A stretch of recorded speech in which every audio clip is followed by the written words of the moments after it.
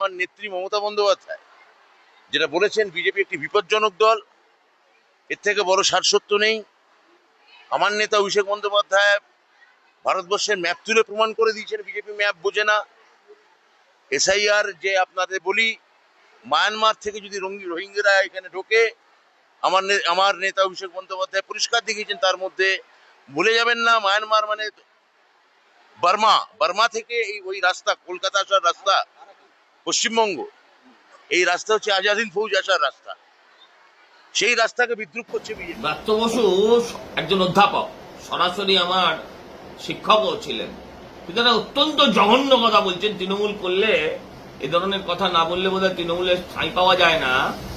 তিনি একটা বলেছেন বিপজ্জনক দল বিজেপি। আমি মানছি, চোরেদের জন্য বিপজ্জনক, তৃণমূলের জন্য বিপজ্জনক, অনুপ্রবেশকারীদের জন্য বিপজ্জনক, দেশের শত্রুদের জন্য বিপজ্জনক, এটা আমি মানছি।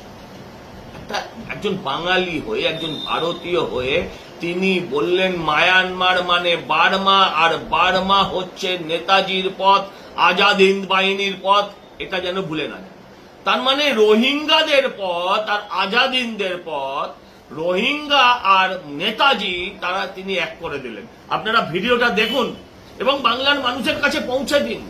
বাংলার মানুষকে প্রশ্ন করুন, কদিন আগে মালদায় ওরা রবীন্দ্রনাথকে জ্বালিয়েছিল, আর আজকে ওরা নেতাজিকে, একজন মন্ত্রী হয়ে নেতাজিকে রোহিঙ্গাদের সঙ্গে তুলনা করছেন।